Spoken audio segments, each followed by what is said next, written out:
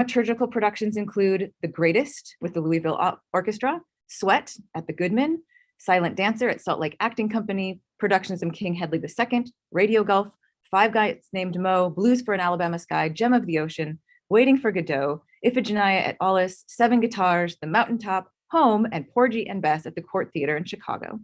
Productions of Fences and One Man, Two Guvnors for Pioneer Memorial Theater, It's Christmas Carol, Hairspray, The Book of Will, Shakespeare in Love, Hannah and the Dread Gazebo, Research Dramaturg, Unison, Assistant Dramaturg, The Comedy of Errors, To Kill a Mockingbird, The African Company presents Richard III, A Midsummer Night's Dream, Fences, and the Play On Project translations of Comedy of Errors and The Two Noble Kinsmen for the Oregon Shakespeare Festival in Ashland, Oregon.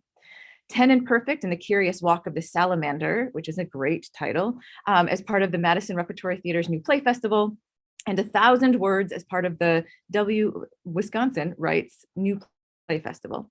She was also on the dramaturgical team for the remount of Jagged Little Pill on Broadway. She also has directed a staged reading of Adopting Aunt Tabitha for the Alley Theater's Hype program, and Venus and Adonis for the Classical Theater Company, productions of Much Ado About Nothing for Kenyon College, The Brothers Size for Ancram Opera House, and Sender for Denizen Theater Company. She is the stage adapter of the Jason Reynolds book Long Way Down, which premiered at the John F. Kennedy Center for the Performing Arts in October 2018. And her publications include the article Talkbacks for Sensitive Subject Matter Productions, The Theory and Practice, in the Routledge Companion to Dramaturgy, co-author on A New Noble Kinsman, The Play On Project and Making New Plays Out of Old in Theater History Studies, co-author on Visual Dramaturgy, Problem Solver or Problem Maker in Contemporary Performance Creation and Theater Practice, and co-author on Continuing the Conversation, Responses to Gabriela Serena Sanchez and Kiera Alegria Hudes in Theater Topics. She has previously taught at SUNY New Paltz, the University of Utah, Sam Houston State University, and Kenyon College. Her research interests include violence in African American theater, African diasporic theater, gender and race in American theater, dramaturgy, devising, issues of sustainability in the theater. She's a proud member of the Literary Managers and Dramaturgs of the Americas, Association for Theater and Higher Ed, and the American Society for Theater Research. So many things, but thank you so much for being here with us today, Martine, and I will turn it over to you. Thank you so much.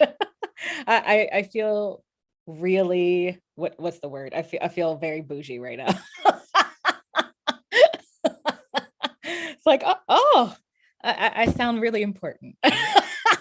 Or more important than I should sound anyway.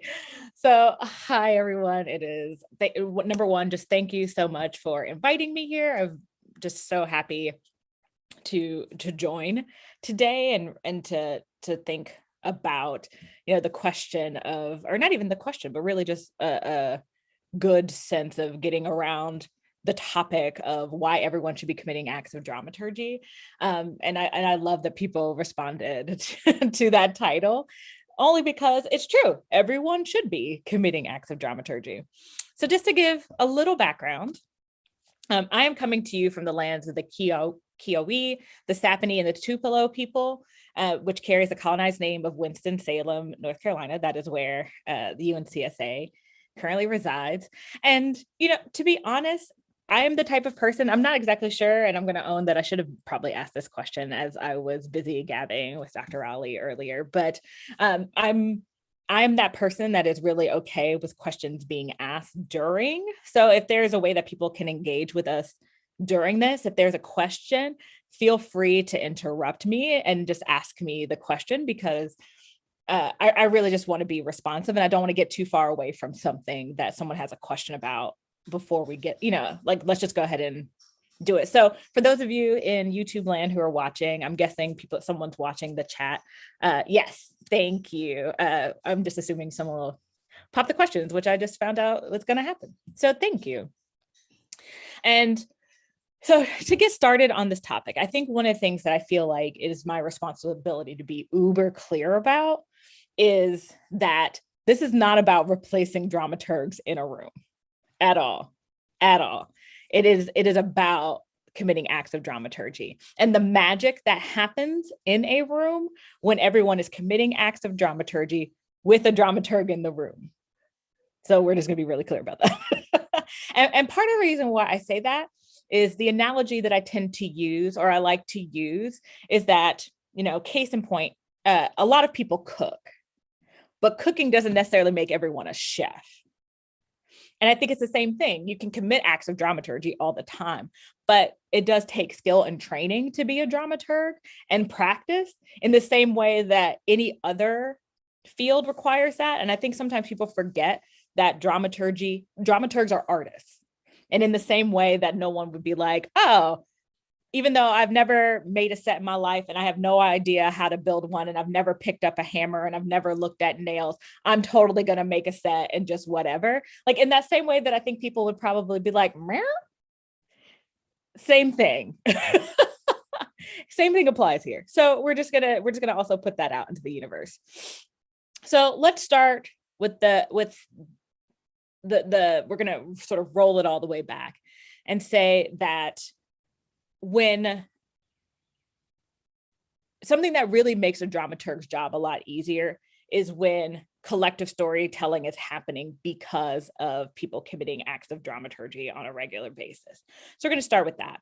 And essentially, with that, we have to define what are acts of dramaturgy. And essentially what I'm defining that as is that we are looking at the text and the story we want to tell and marrying them in a way that does not look like an ugly divorce is coming down the road in which, the children are all going to be split up between the parents. We just don't want anything ugly in this divorce. So what does that look like? And part of the reason why I'm framing that way is that even dramaturgy right now looks different than what it looked like a couple of years ago. And so what acts of dramaturgy look like are going to be different than what they were just a few years ago. And it's not to say that the old ways of doing it aren't relevant. It's just saying there are now new ways of also thinking about how to do it. As I like to affectionately call it, we are now in the rise of the Digiturgs, which are dramaturgs who specialize in digital storytelling. But I digress. And I'm pretty sure that my spouse, who feels like, the robots are rising, is probably his heckles are coming up right now as he hears me say things like the rise of Digiturgy. But all of that, what are acts of dramaturgy? And what does that look like in different artists and in different artist practices? I'm going to start with my favorite set of artists on a show. What does it look like for stage managers, for example, to commit acts of dramaturgy?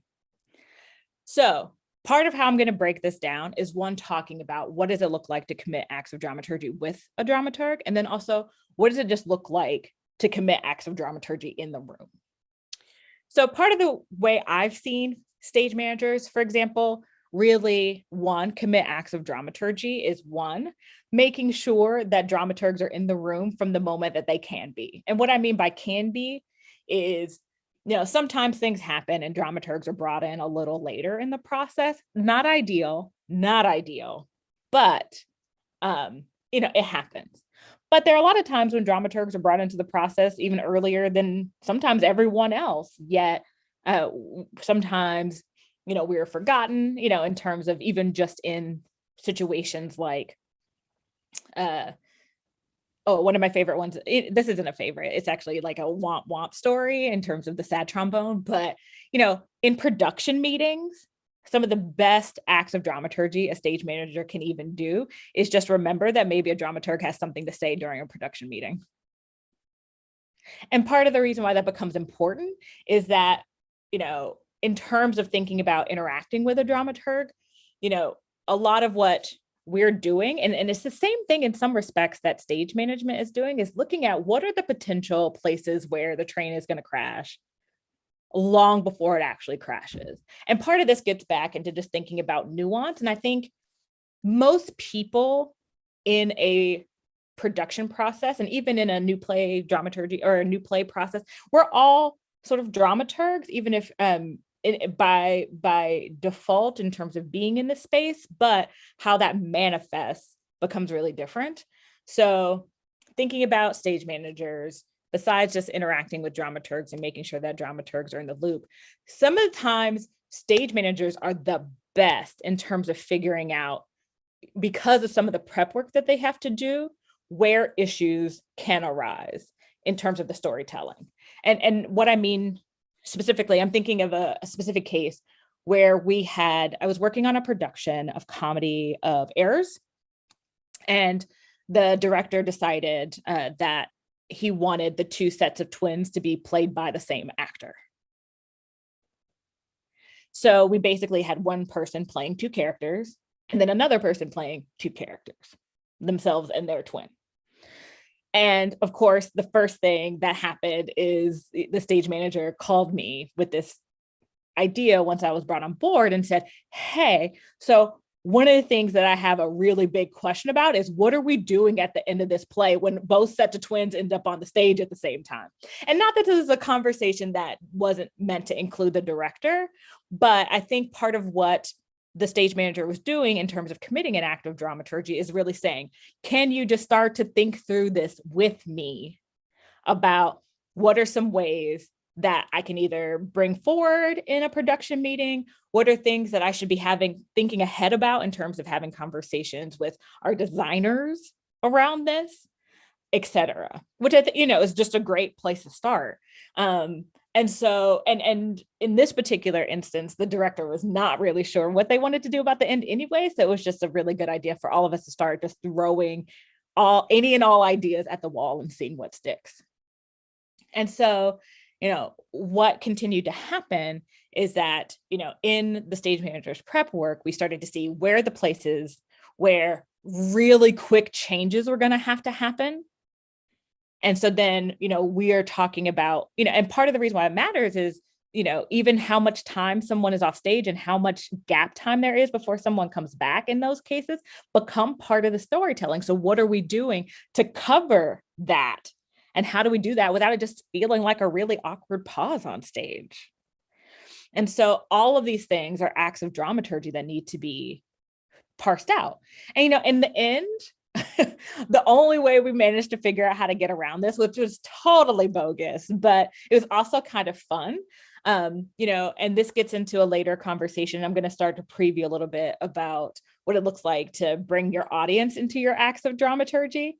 But part of where this becomes really fun and exciting is that we realize, okay, there's no way at the very end, unless we just start cutting lines of someone, because this is, definitely pre any sort of technology that we had, we were just starting to use projections in the theater when we did this show. So the idea of projecting, even a whole character into a scene was just not a thing that had happened yet. That's going to come later. Back to digiturgy, yay. But we hadn't gotten there yet. And so one of the things that we ended up realizing we were going to have to do is just have at the very end two other actors be those characters at the very, very, very end. And so then the dramaturgical question that everyone in the space had to wrestle with is, do we try to pretend like we didn't just sub in some people at the very end? Or do we have fun leaning into that? And so back to the collective act of dramaturgy was like, okay, we've done this thing. Upside Comedy of Errors is a comedy. So now we're at a place where can we figure out a humorous way to lean into the fact that even our own conceit fell apart at the very end of this thing. And that's what we chose to do. And so, part of what ended up happening, and this is about everyone committing acts of dramaturgy, it was, I think if I remember correctly, it was our costume designer that was like, okay, when these two people come out, it is obvious it's not the people who are doing this the whole time. We need to do something like in terms of costumes that really brings out the fact that they're playing this person, but it needs to also do the wink nod to the audience that this wasn't the person that was doing it the whole time.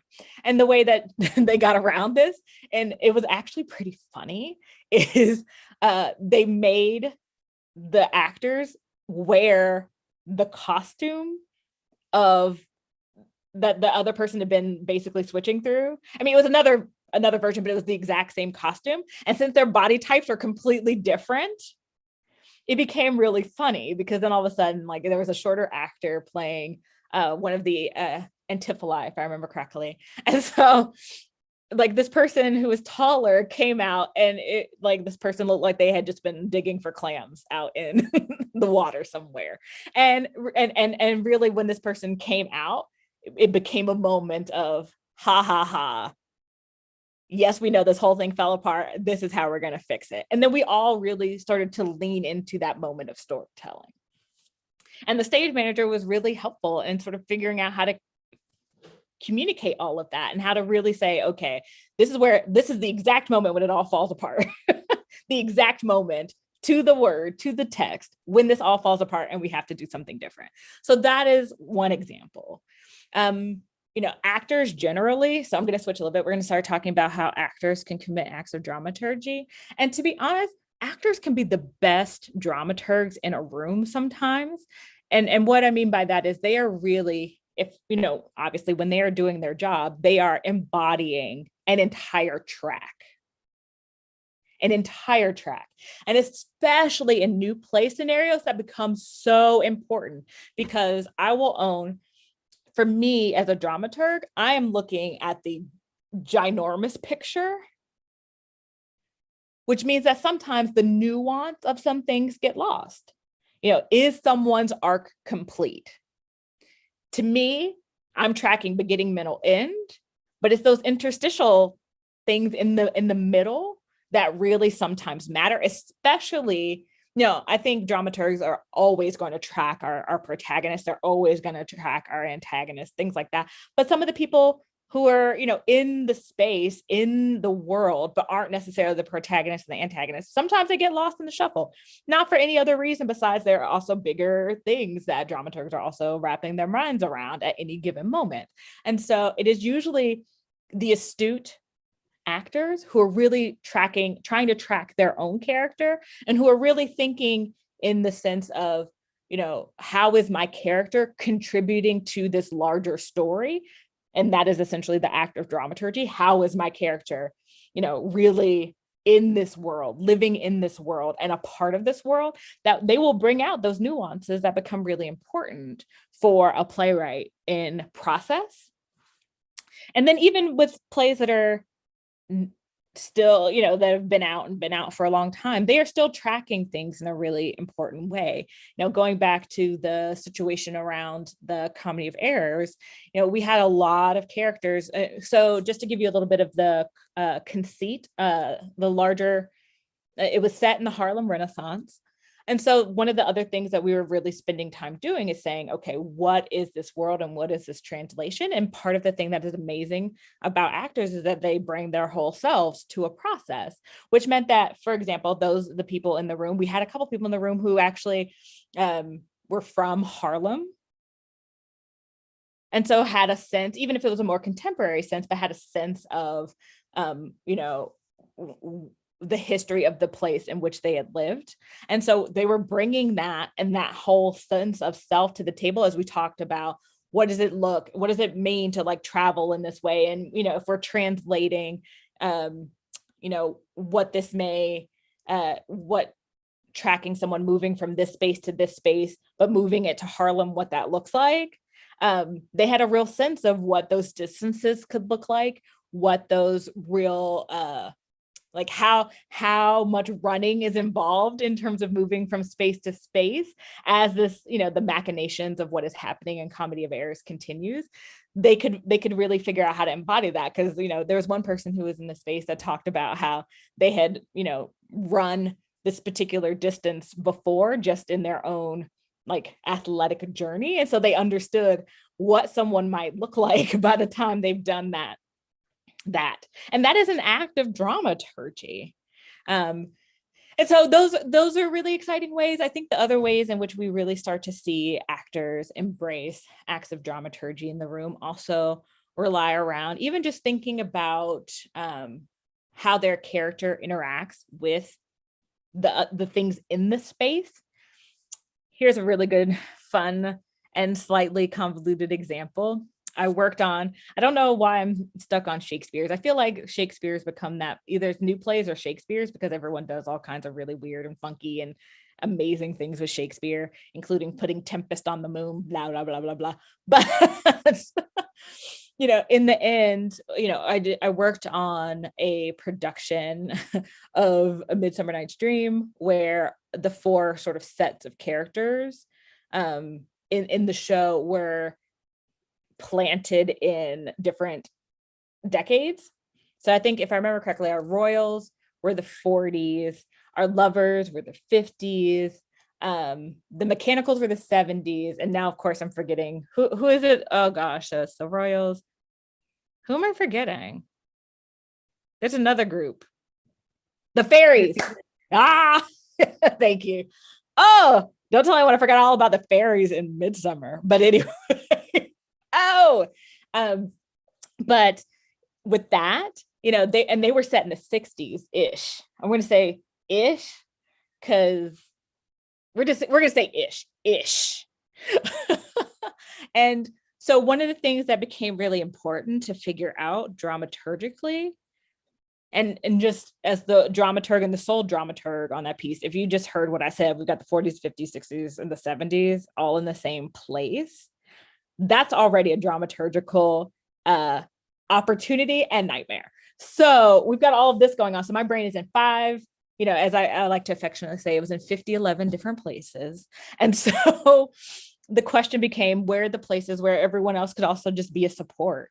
And one major moment came, and it's at the very top of the play, which is so fun about it, is there's, I forget the character's name, but it's talking about all of the things that her daughter, or not her, because we had the character played. The character is technically male, but we had a person who identified as a woman playing the role as a mom as opposed to father. But anyway, in that production, she was talking about all of the things that the suitor had brought to her daughter, and how the daughter didn't want any of the things. And we were like, well, what are the contemporary versions of these things? But then even more importantly, is it more important that these things represent the 40s, or should it represent the 50s, and when and why and how?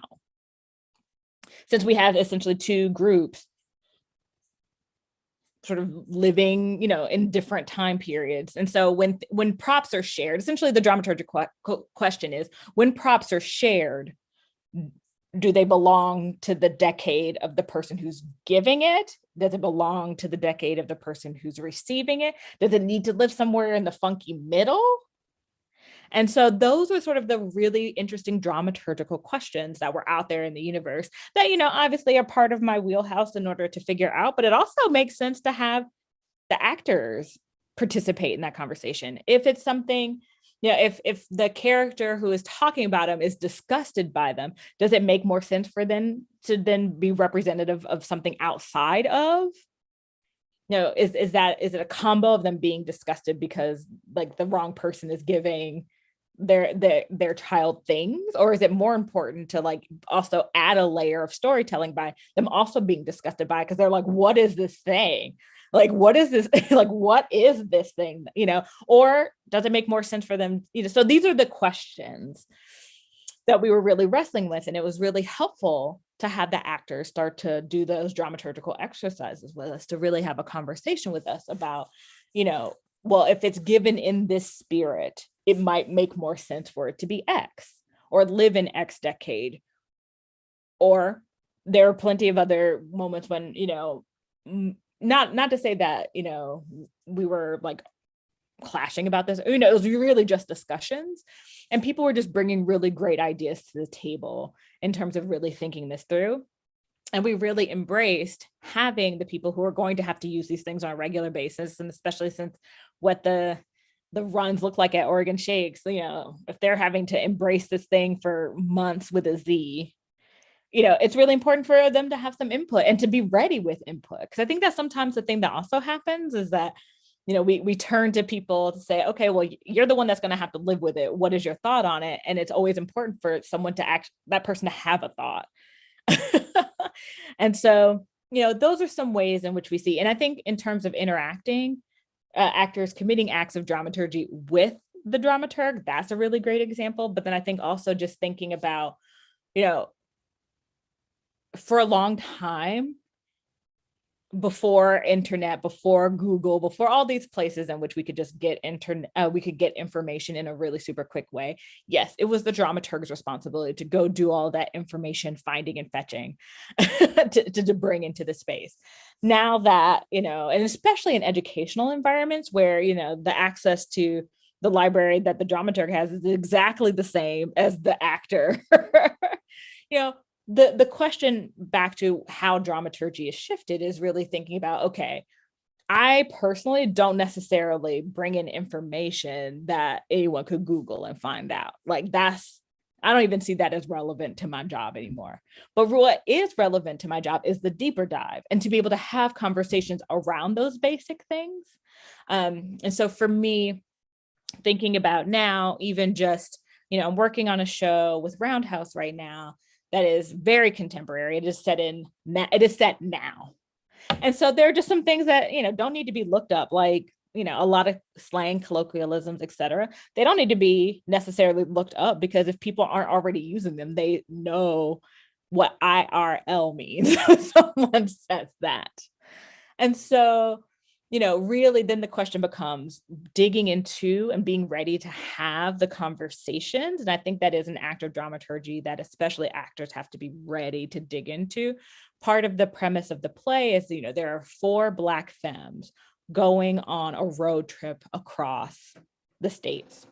So being able to have real conversations about what does it look like for 4 femmes people to be in a car going on a road trip across the country, because back to especially in the land of cultural competency, but just also in the land of traveling, we all know there's probably everyone, as I said that, or their brain started spinning about what are the ways in which we see issues.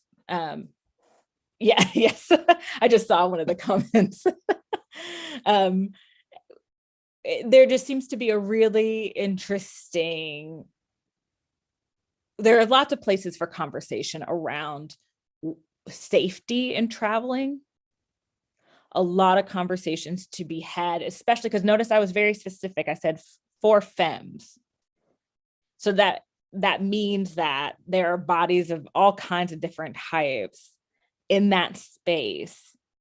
And what does it mean to be traveling? So safety, the racial aspect of it cannot be denied, because I will even admit to you all that there are some places I don't go unless I am 100% sure I'm going to be safe going there. And if I have to drive through a place where I'm not 100% sure someone who looks like me is going to be safe, I'm going to be taking a really interesting and specific, the way that I engage, like whether it's getting gas before I get into unknown territory, so I don't have to stop, I could just keep on rolling through, becomes really important. And so really having these conversations and really saying, what does that look like, feel like, and what does that mean for storytelling in the space becomes really important, because it also starts to transmit how those in the audience receive the story. If everyone is embodying a sense of tenseness and anxiety because they have just entered into space that, depending on someone's cultural awareness, could be problematic for the people in that space, you're going to feel that shift before you even know what the shift is that they are sort of embodying.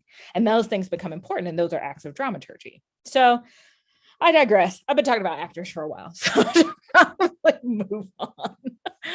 So, another really important place to think about acts of dramaturgy are directors. And I would say that most people would probably automatically say that, directors are their own dramaturgs. And I would say, ish.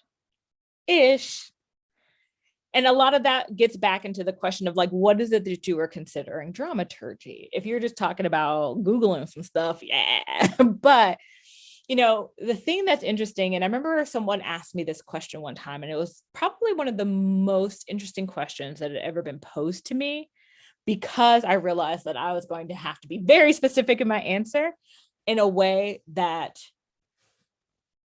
I wasn't sure if it was in my realm of possibility to actually be. And part of the reason why I say this is that I feel like I am at a point in my life where I embody dramaturgy so much that just about everything I do is an act of dramaturgy, whether I realize it and I'm conscious of it or not. And so it becomes really interesting to say, like, well, what is it that I'm doing that's different than a director in a space, for example? And what is an act of dramaturgy for a director in a space becomes really interesting questions for me to answer, because there are things that I'm doing that is an act of dramaturgy I'm not even aware of, which means that there are other people doing acts of dramaturgy that I'm not necessarily always clicking into.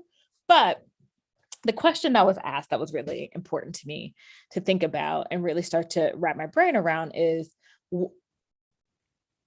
the way that the conversation sort of unfolded is they were like, okay, well, what does a dramaturg do? And so I'm like, this is the thing I'm doing. And I'm looking at, sort of how are we telling the story as a whole, and really starting to get into the macro and the micro of like how everything is coming together. And they were like, well, isn't that what a director does? And I was like, kinda, yes. But there is a difference. There is a difference. And part of the reason where the difference comes into, I think, is where does, obviously I'm not moving people around on stage. I'm not telling people where they should go. I'm not doing anything. I'm just watching in a lot of ways how all of this unfolds and really thinking about what does that mean for storytelling later on and in the moment. And yes, the director is doing the same thing. And I don't think it's actually a bad thing that there's overlap, because back to everyone should be committing acts of dramaturgy. Anywho, if everyone is looking at how are we telling the story and where are we starting from and how are we getting there, then hopefully the idea that we managed to tell a successful story is pretty high. But I think the other thing that I'm thinking about that sometimes I don't know if a director is really thinking about is the sort of holistic experience of theater going. Because to me, and I'm not saying this in this weird sort of like marketing communications way. I'm mostly just saying it in a like real dramaturgical sense. I am concerned about how we are crafting the story around it from the moment someone even like encounters it on the website of a theater company, or encounters it via any kind of advertising that is happening, or encounters it via the way that people are talking about it. People who are associated with it are talking about it. I'm thinking about all those things and all of that baggage that people are bringing into the space at the same time. And because everyone comes in with preconceived notions. Like I think one of the worst things in my entire life and one of the best things in my entire life was working on Jagged Little Pill, because of all the controversy that was around it. Knowing that people were bringing that into the space meant that I had to be accounting for that in terms of the storytelling in a way that, the director could have a piece, a part of their brain on, but I'm really thinking about it in a larger sense. Like, what does it mean, for example, if people are coming into the remount and there are people protesting the fact that people are even coming to the thing outside of the space? And what does that mean in terms of how the musical begins? All of these things. And it was fascinating, to really sort of wrap my brain around that, because one of the things that I think became important as I was talking to producers and the other people who are on the dramaturgical team who were talking to producers are like, okay, how do we frame that as also part of the experience? And because you can't ignore it, it's there. So how are we thinking about this? And how are we thinking about even trying to address it? And I'm not saying we're talking about rewrites of the play or anything like that, but we really are talking about what are the narratives that are being put out there? What has changed? What has shifted? What is different? And, were we 100% successful at any of that? I don't know. And unfortunately, the thing didn't survive like Omicron enough for us to even really sort of find out, which is probably the saddest part of this whole story. Because I think I would love to know, honestly, that. But, but back to everyone committing acts of dramaturgy, essentially, I was asking the producers and other folk who are responsible for the total audience experience to commit an act of dramaturgy with me, which is to say, how do we acknowledge what is happening outside? How do we acknowledge what that must mean for people who are coming into the space to encounter the story? And what does that mean in the long term for the story that we're telling, as well as even just getting into the, along with the sort of nuance of saying we have to fix some parts of the story that are also the thing that is problematic, that got the original version of this into the doldrums in the first place. So these are all things that became important that these people needed to go on this journey with me in order to figure all of this out. So I know I kind of got away from directors a little bit, so I'm going to come back actually and say, directors commit acts of dramaturgy by thinking about, what is the story that they want to tell, and coming in, I think part of the act of dramaturgy is not necessarily coming in with so specific of an idea that there isn't a place to collaborate, but also not so loosey-goosey of an idea that they're just like, I don't know what to hold on to with this thing. I'll give you another example. I remember one time I was talking to someone and they were interested in doing we're going to leave this slightly vague, but they were doing I don't know why I keep coming to Shakespeare. It's because all the weird, wacky things happen in Shakespeare. But the concept of the show was Game of Thrones meets Disney princess. And part of that, and that face that you are making right now, Emily, is the face that I was like, tell me more. Tell me about what it is about those two worlds colliding that means something to you. And it's interesting because I am not convinced that concept generally worked. And here's the reason why. In this particular Shakespeare, I think what becomes really important is how the people who who are the villains actually look like everyone else. And what's interesting is that with this particular conceit, the way that this person decided to do it, and let's be clear, I was not the dramaturg on this particular production. I was actually just interviewing to be the dramaturg, and I did not end up as the dramaturg. And I think they end up not having a dramaturg on it, which probably may explain some of the weirdness in terms of the storytelling that happened. And this is not a value judgment. It's just actual weirdness. Because, for example, if part of what is interesting about the story is that the sort of villains walk amongst us, what ended up happening is that the way that the costumes kind of laid into this idea of Disney princess meets Game of Thrones is that our villains look like they came straight out of Game of Thrones, where everyone else looked like Disney princes and princesses. And that's funny, Game of Tiaras. Exactly. And so what ended up kind of happening in that is then it became really obvious really quickly who our villains were. And in some ways, I think the production ended up playing its hand a little too early because of that, because then you were like, okay, these people obviously are in this world, but not of this world. So what is it that they're about to do? And it becomes about the anticipation of just waiting to see, if you don't know the story, what is it that they're about to do that blows this whole thing apart? And I think that, that playing of the hand in terms of storytelling so early became problematic, because then you weren't really in the moment. You were just waiting to see what were these people who looked evil gonna do? And I think it kind of took some of the fun and the joy out. Well, I mean, as much fun and joy as villains being villains can be, but it took some joy out, because you're just like, okay, where is this going? This feels like happy, fun, go lucky times. Usually when this particular production happens, and then all of a sudden that kind of weirdness of getting settled into the world got taken away. And I mean, there was something kind of jarring about it that in some ways dramaturgically could work, but like I said, I think they just played their hands a little too early dramaturgically. And so back to where a good act of dramaturgy happens with directors is really actually engaging with a dramaturg around the places where the story could potentially have issues.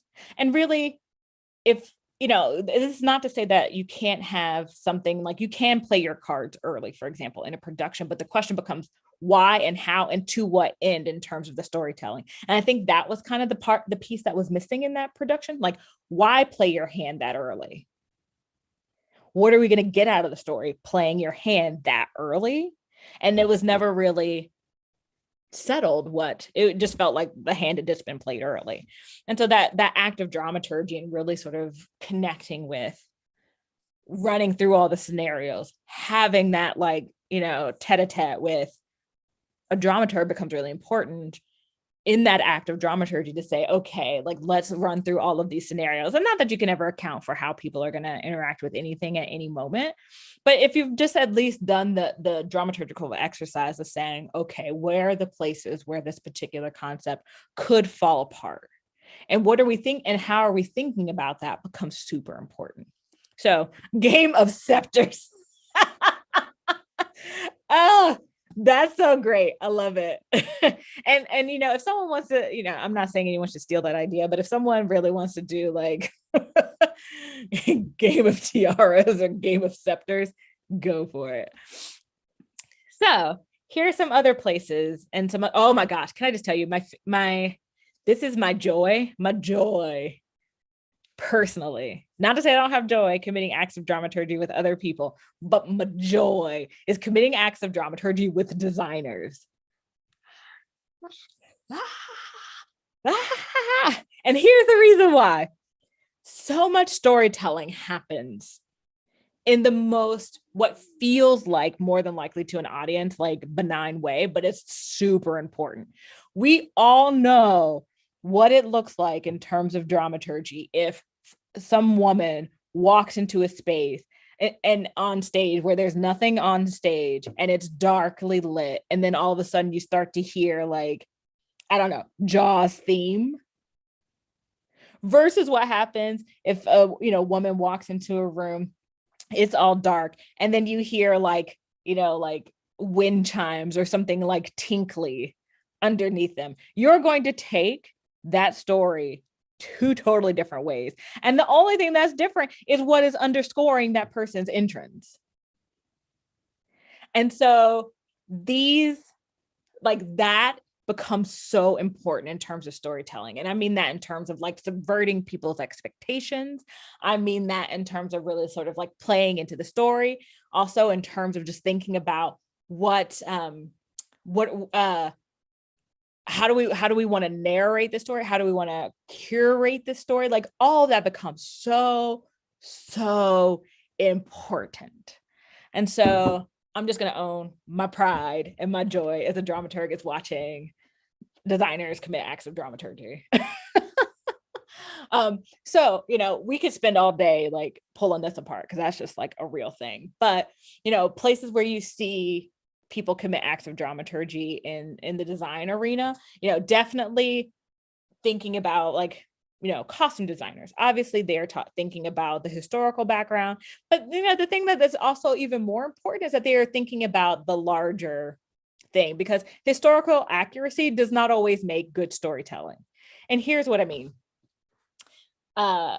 In terms of, you know, you could put, for example, people in period attire, but let's say they're in a musical and, you know, the wear of the time was like heavy cotton, blah, blah, blah, blah, or not heavy cotton, heavy wool, blah, blah, blah. If you're putting someone in a musical that has to dance in a bunch of wool, that sounds like a terrible idea. You know, one, they're just going to be super hot and sweaty, and that's not going to make for good storytelling, because you're going to be like, why is this person who's the ingenue look like they are like drowning in their own sweat? Like there are things that has to happen in terms of storytelling that ain't gonna help with. Oh, I see that there are some questions. I'm super excited. Do you want me to just answer them? Do you want to read them? Like how do we want to do this? I don't know why I just got so excited about questions. You can go ahead and jump in on them because I think it folds in with what you're talking about. Yeah. So someone was asking, hi Jackson, was asking, what was your life? What was your, is it work life? Work life, got it, on Hannah and the Dread Gazebo. Oh, can I tell you how much fun that was? Okay, so number one, I was a research dramaturg on that, which is definitely different than necessarily being in the production dramaturg or anything else. Although I did end up transitioning a little bit into production dramaturgy. I kind of eventually was the assistant dramaturg, but long story short, if you know Hannah and the Dread Gazebo, it is set partially in the US and then partially in South Korea. And so because I am going to own that I am low key or maybe even high key obsessed with South Korean drama, the way that I ended up on it was actually pretty freaking funny, because I was in South Korea on a research trip when I got a phone call from the head of literary management and dramaturgy at Oregon Shakes, who knew that I was low-key obsessed with Korean theater, asking questions about whether or not I'd be interested in being on the show, and totally was. But the thing that became interesting about what the work was like was actually doing things. Like I went to some of the places. So there's one part in Hannah and the Dark Gazebo where the father is biking to work. And so I actually got a bike and biked that trip just to kind of get a sense of how long was it, like, and really, you know, since some of the comedy is in the fact that like Hannah's having this conversation with her father, and he is on his way to work, or at least one of the conversations is on his way to work, and he basically uses his being on the way to work, if I remember correctly, as an excuse to get off the phone. Like that sense of, you know, for the actor, how long is that ride? And is it really actually as long as he's making it sound becomes important? Because that's therein lies the joke potentially, which is, you know, he's actually not biking very far, but he's making it sound like he's going really far and having to do a super huge bike climb in order to use that as an excuse to get away from his daughter. And so like, and these are the things that, because not everyone's going to be familiar with that track in terms of space and place, we have to actually play that joke and have it embodied in order for it to make sense to everyone. So some of that was it. Also doing some digging into Korean folklore, especially with the bear and the tiger story that happens, which I'm kind of curious if, have y'all done Hannah, or have you read Hannah around? Okay, I was just curious if someone had done that. Just because I just had a curiosity. And so some of that was the work. Some of the work was also bringing back things like maps of the subway system, since that's part of the world. Also getting into conversations and questions about, and this has nothing to do with South Korea, and just everything to do with where Hannah was in her medical career, where she was in terms of about to take her tests, things like that. You know, what was at stake for her? And, contrary to popular belief, just because someone has gone through the ranks of getting like some sort of higher ed degree does not mean we know everything about all tracks in terms of higher ed degree. So I did have to do some digging to figure out, like, what does it mean that she's about to take these tests? And, is that the equivalent of things that I've been through? Not really. Totally different ball game. Things like that.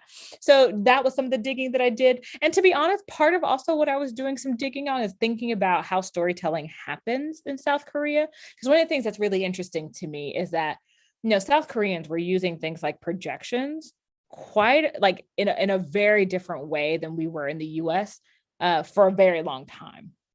So like the idea of us projecting, like in the US, projecting an entire set, it's something that I think we still even struggle with a little bit. Whereas like I went to go see a production of Sweeney Todd where the only words in English were the words Sweeney and Todd, in which, the whole set was projected. And what does that mean? And then also, like, of course, me being like the big old geek that I am, I'm just like, how are they accounting for things like people moving on this set and stuff? I had so many questions that I couldn't even answer because I know nobody at that particular place. I was just going to like check things out. But that, those kinds of, where are the places in which we can think about those modes of storytelling to think about our storytelling. Oh, the other thing I did for that production at OSF for Hannah and the Dark Gazebo was that a lot of the pictures and background noise and a lot of that stuff actually came from my trip. So the sound designer had asked if I would be willing to just like, essentially voice memo street sounds, things like that. And so I just like went to some of the busiest places, like, oh my gosh, like some of the, like, I forget the name of the space, but there's like a huge food market there. I went and just like stood in the middle of that food market, got myself something to eat, and then just like let my voice memo go for a while, just like capturing the sounds of the place and then going to different places, doing that and sending that on. So, yay, Jackson saw Hannah. Oh, yay. Yeah, that show was so much fun. And then, oh, here's another thing that I had to work on. So we did have Jihei, who is the playwright in the space. But, in the end, the cast was not all Korean, even though they were all Asian. And so there were, for example, specific moments in the show in which people are speaking Korean. And, I don't speak Korean. So I had, so we had to get some people in there to do that. But I do read some Korean. So at least I could say, when Jihei wasn't in the room, like, what is this? What is this sentence? What does it mean? Even if I couldn't tell anyone how to pronounce it. So, but, in some respects, like, that came later, but that's the kind of stuff that I also worked on, which was a lot of fun. So that was a really long-winded answer to your question, but that was some of it. Martine, right now, before you look at some of the other questions, I also wonder if you can tell us a little bit about how you define the difference between research dramaturgy and production dramaturgy, just to sort of tease those things out a little bit. Absolutely. So in some ways, research dramaturgy, I would say, probably embodies a lot of the sort of older forms of dramaturgy, which is really about going to collect information. But where it's different is that, back to some of the things that I talked about, I was collecting sound clips, I was collecting maps, I was collecting all sorts of really interesting things that you might not necessarily think a dramaturg is collecting. It wasn't just about finding articles about the time. It wasn't just about defining some terms. It was about collecting a sense of what is South Korea in its essence, and the sort of discerning of that information, because I think that's also the important part of research dramaturgy, is that anyone could just go collect some information, but really thinking about how does this information potentially help us tell the story becomes really the piece that becomes different. But a research dramaturg, most of the time, their work stops, not necessarily stops during production, but stops at the point of being like in the space, in the room all the time, doing sort of active work on storytelling. It's mostly about getting the information people need in order to do the dramaturgy in the space of storytelling. Where production dramaturgy is very much about taking the information that the research dramaturg has crafted, sometimes doing the work of saying, what are the things that we need this person to go find and get, and synthesizing that into actionable things in a room. And that's also the difference, because, you can collect a bunch of stuff and bring it into a space and even have an idea of how it could be useful in the room. But there has to be some translation moment of, why is this information useful and important in terms of our storytelling in the space? And that is what a production dramaturg starts to do.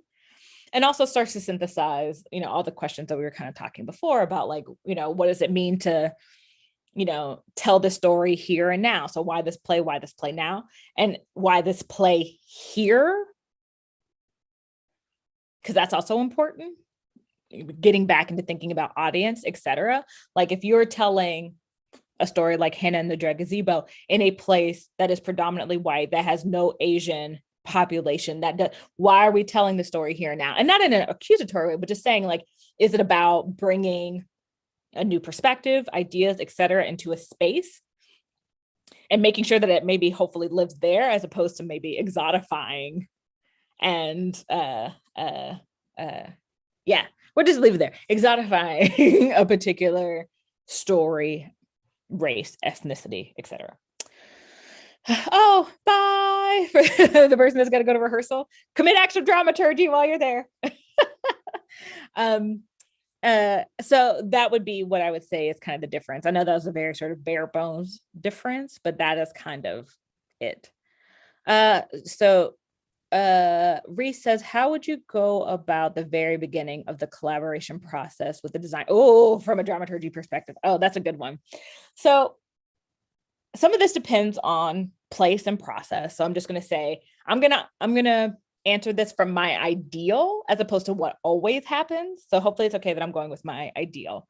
But for me, a lot of times I'm hoping that I can have conversations with all of the designers before they even start putting any kind of pen to paper or mouse to computer or anything like that. And part of the reason why, it's because it makes my job so much easier if I do, because then I can start to sort of see how is the set designer thinking about creating this world versus how is the, and not that they can't be in concert, because a lot of times in a process, people will take cues up, like set design sort of creates the tone by which everything else kind of comes from. But, not everyone's collaborating in the same space at the same time. So I'm looking at like, how is the set designer thinking about it versus how is the costume designer thinking about it? And what is the lighting designer thinking about? And also depending on who are the actors that are going to be in the space, really also asking questions of the lighting designer. Because let's just be honest, like, I don't know why this is, and this is a real thing. I don't understand why this is, but sometimes people have a hard time lighting bodies of color. And so, really starting to say, oh, yay, someone says those conversations. Yes, exactly. Because we all start to get on the same page. And because I'm floating through all of these different conversations, I'm also hearing sometimes things that other people aren't hearing because I'm going back and forth, having like a fun conversation with the set designer about how they're internalizing this world, while also having a fun conversation with our lighting designer and our sound designer. And if we have our composer, and really just sort of thinking through all of those parts, those moving bits.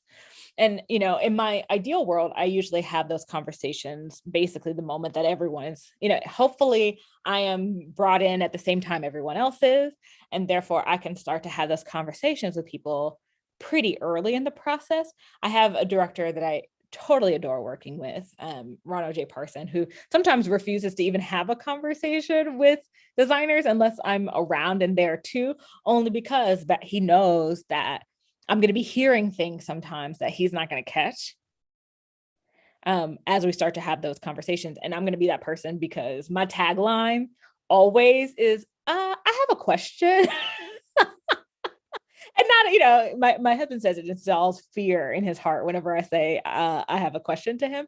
But generally, part of the reason why I have questions is because my brain is like really sort of revving up, like thinking about how is this world that this person is creating. Like if I've heard someone say that they're really interested in like a very shiny floor, but then also hearing, the costume designers talk about how they want these shoes that like are notorious for being slippery shoes. Like maybe there's a moment where I'm like, maybe we should roll back a bit. We should have maybe y'all two should have a conversation about that so we don't end up with any broken necked actors.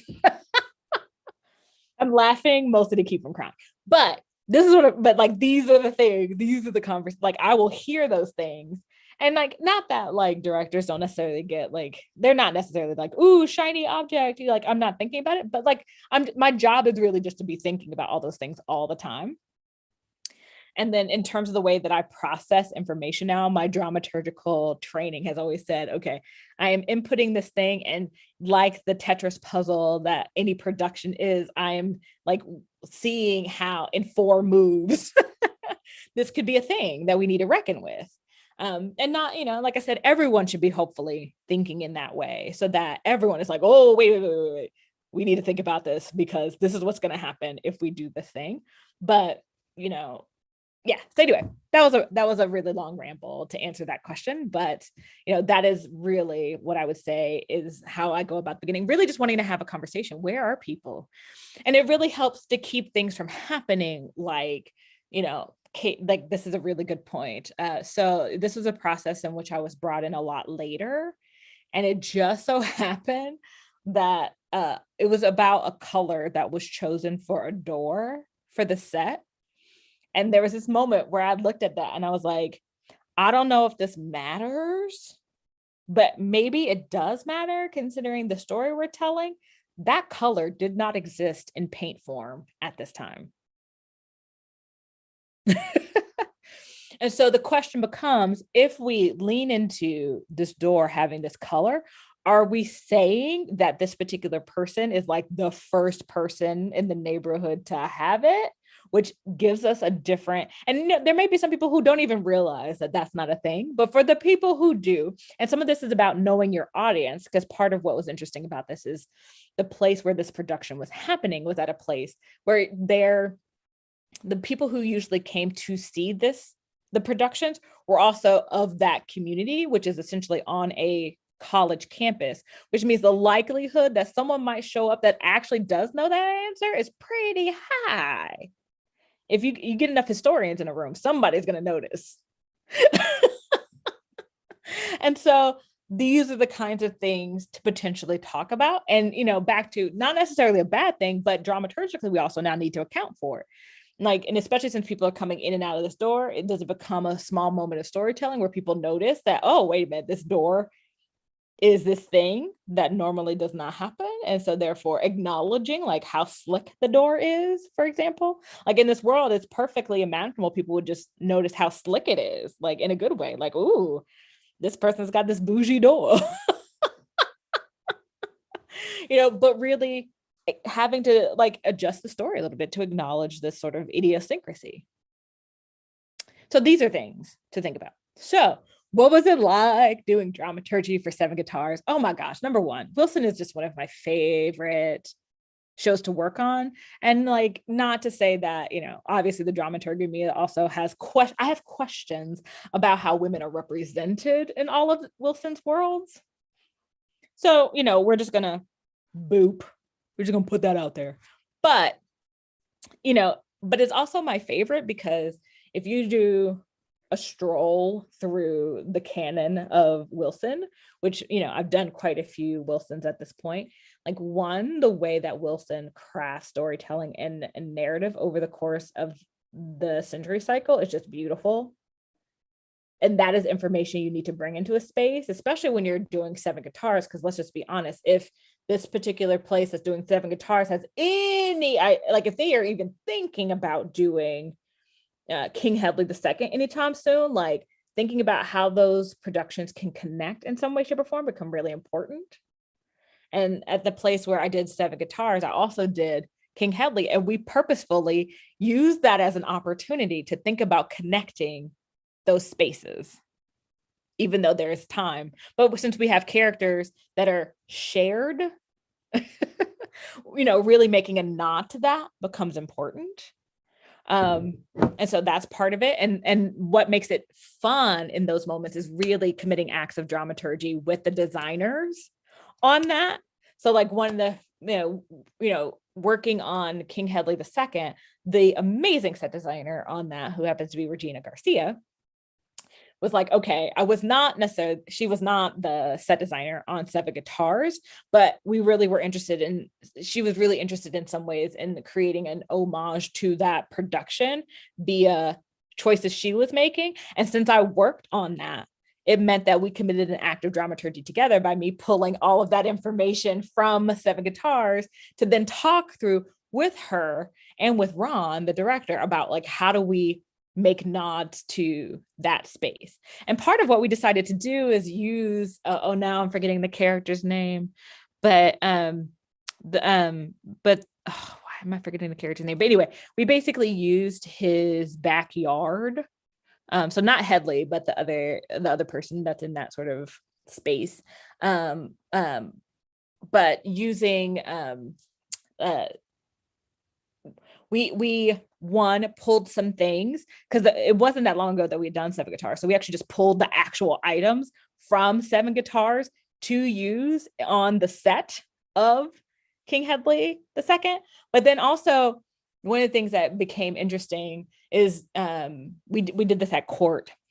And at court, they have mostly been going through the canon, not in order per se, which then became kind of fun eventually, because then we said, okay, well, the ones that we have done and have tackled so far, we could start to bring in little pieces of that. And so creating a dramaturgical moment for the audience as well, because those people who had been to all of the previous productions may notice in this character's yard, really important props from other previous productions on the set that were just sort of literally just lying there in sort of the junky space that was this character's place. But, especially, and this is the thing that becomes even more fun, there was an audience member during a talkback that clocked that part of the edge of the set by where this person's house looked like the flooring from when we did Gem of the Ocean. and someone clocked that there was a walking stick. Oh, gotcha. Got it, Don. Was really the walking stick was from one of the characters from why am I forgetting it? Oh, Joe Turner's Come and Gone. Like they noticed that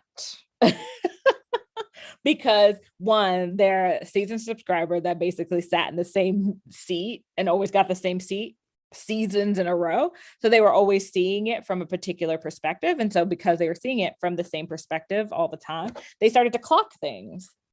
So, I mean, these are the kinds of things that like those acts of dramaturgy can do, because then those become Easter eggs essentially for audience members who are so exactly, the audience sees the connective tissue in design. Exactly. And that was the kind of thing that doing a community and collaborative act of dramaturgy could do in terms of thinking about, yes, exactly. Natasha wrote The Haunted Stage. So, this is really these are the ways that we can really create a fun moment for audience. And then the audience becomes part of the act of dramaturgy, because now here's where it becomes fun, just to get into audience and how they commit acts of dramaturgy.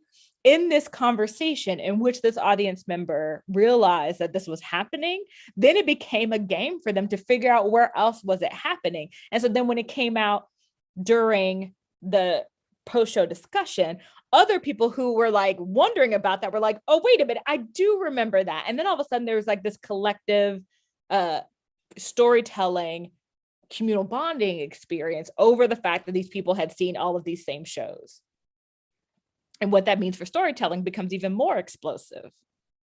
So these are the really fun ways in which committing acts of dramaturgy even include our audience, which I love. Boop, boop. Let me see. What is there anything else? So and also what was it like doing dramaturgy for, just to get into the rest of that answer, part of what's really important, especially when you're doing a Wilson, and especially the Wilsons that are very closely connected to other ones in that canon, is really just making sure that you're actually clocking those bits of dramaturgy and collective dramaturgy over the canon. And so really getting into conversations around and really thinking about, how does this story being told in the here and now also mean something in terms of the larger story that we're telling, in terms of, especially if you're a theater that's doing other Wilsons and doing them in relatively, in a relatively fast way. And which I mean by that is like maybe doing one a season for lots of seasons in a row. How does that happen? What does that collective storytelling look like? What does that mean in terms of communications and marketing? Because then they usually have to get into the acts of dramaturgy as well, even though they should always be committing acts of dramaturgy anyway. And development really needs to be committing acts of dramaturgy. So any of my arts admin folk out there, or people who are interested in arts admin, always do those collective acts of dramaturgy, because it just becomes fun in terms of thinking about how you're crafting narrative, especially if you're doing the Wilson sort of multiverse. Because then it's about really saying, like, what does it mean to do that? Ooh, I have another one. That's fun. Do you create lobby displays? Depends. I'm going to say that my work has moved less and less into actual lobby displays and more into sort of holistic online curatorial audience experiences. And what I mean by that is, I've done work in which I have helped create, so lobby displays for me now tend to more look like, if I'm actually doing something in a lobby, it's usually a digitized experience. And so, I'm thinking about when we did Five Guys Named Mo at Court, part of what I did with the marketing focus, put together a slideshow, and then also some video montage that we managed to put together. Getting, obviously we got like permission to do all this stuff, but putting together things that people could look at on multiple screens in the lobby. So like, was it like a poster out there? No, but it was a digital poster in some respects, and a multimedia digital poster that exists out in the lobby that people could then watch, interact with, talk about while they're waiting for their experience to start. Let's see, what else have I done relatively? It's interesting because like now, I would say the lobby experience in the age of the Rona shifted quite a bit as well, because then we started talking about sort of digital lobbies. And so what experience are we creating on people's computers as they're waiting for the show to start? And that is actually sometimes a lot more fun, although sometimes a lot more work than putting together an old-fashioned lobby display that just like sits out there somewhere. But like I said, more fun because you can really get into some different types of media. You can actually create things. So like I'm thinking about some of the work that I did at SUNY New Paltz. What we did when I was working with the student dramaturgs is crafting video, talking to the designers about their process, crafting and like actually showing, like doing a slideshow of some of those pieces, and for one particular show, we talked about the evolution that the student went through in terms of creating the look for that character and costume. People's, screenshots of people's Pinterest boards for their inspiration, and like turning that and then having, conversations with some of the actors that was part of that loop. And then, so, I mean, there were so many fun things that we could experiment with in terms of that became in some ways a show on its own. Probably much to everyone's chagrin, because back to the labor that went into creating those, but still fun.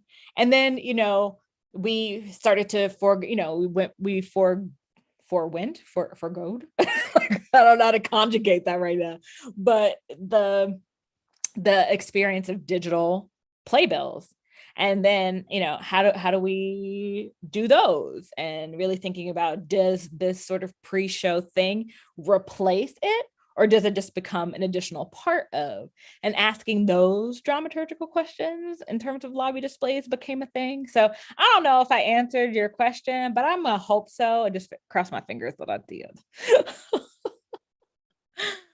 So, oh yay, great. I did answer it. Brilliant. So there are just a couple other places that I want to pull out really quickly in terms of thinking about everyone committing acts of dramaturgy that becomes really important, especially now, which, thank the good heavens, the goddess of the year 2021, 2022, even despite the fact that we had a pandemic happening, the racial reckoning that has happened, which, those of us in communities of color, those of us from marginalized communities are very much like, thank you everyone else for joining us in the conversation that we already had, and that needs to be acknowledged. But in this, people started to ask questions about cultural competency and how acts of dramaturgy fold into cultural competency. And this really needs to be a conversation, because these are the acts of dramaturgy that really help from people opening their mouths and sticking foots in them. And that is a really big act of dramaturgy, is to really think about cultural competency and how that plays into the story you're telling. And in terms of those acts of dramaturgy, sometimes the biggest act of dramaturgy in terms of cultural competency is recognizing that you don't have all the information you need in order to make sound judgments about a particular thing. That is a really big act of dramaturgy, to say, I don't have enough information to actually do this thing. And then finding the people who do. Boop. So, I think, that is one of the largest places where we start to see acts of dramaturgy, especially now, happen. And this is really getting into a little bit of everything that I just talked about. This is how development people are now thinking about how the wording of how they are talking about a play matters when you're talking to donors, how the way that you're crafting narrative around the play itself becomes really important, both in terms of like morale in a space and in a theater company, as well as for how you're going to get people in the door to see the thing, because there's nothing more disturbing. Like, I'll give you one like really horrid example of like how this, when people do not commit these acts of dramaturgy, it can all go awry. So because I am who I am, I have a tendency to always want to live in communities of color because how I identify. And therefore, I remember one time I was in a marketing meeting for a show, and someone said, one of the things that I noted pretty quick, they were talking, the people who do marketing and communications in the larger meeting were talking about how they've already done this huge push, that they're already like sending out these things, blah, blah, blah, blah about the show. And I was like, really? I haven't seen any of that. And they were like, well, where do you live? And so I said my zip code, and they're like, oh yeah, we don't market out there because no one who lives out there makes enough money to come see our plays. And I was like, how problematic is the stuff that just came out of your mouth? Like, number one, I live out there. If I live out there, that means that there are other people who live out there. Like, wait, what? So can we unpack all of the things that just happened? Number one, you've said that you've made your theater so inaccessible that people in like lower income communities can't watch your stuff. So that's problem number one. Problem number two is the assumption that you've made about that zip code and who's living there.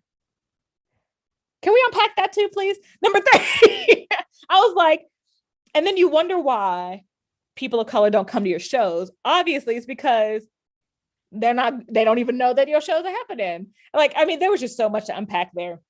And in my amazingly pointed, jovial, but also like, I'm gonna tell you like it is kind of way, I read them the riot act. And what was lovely about that is that, the next show, I saw billboards in my area.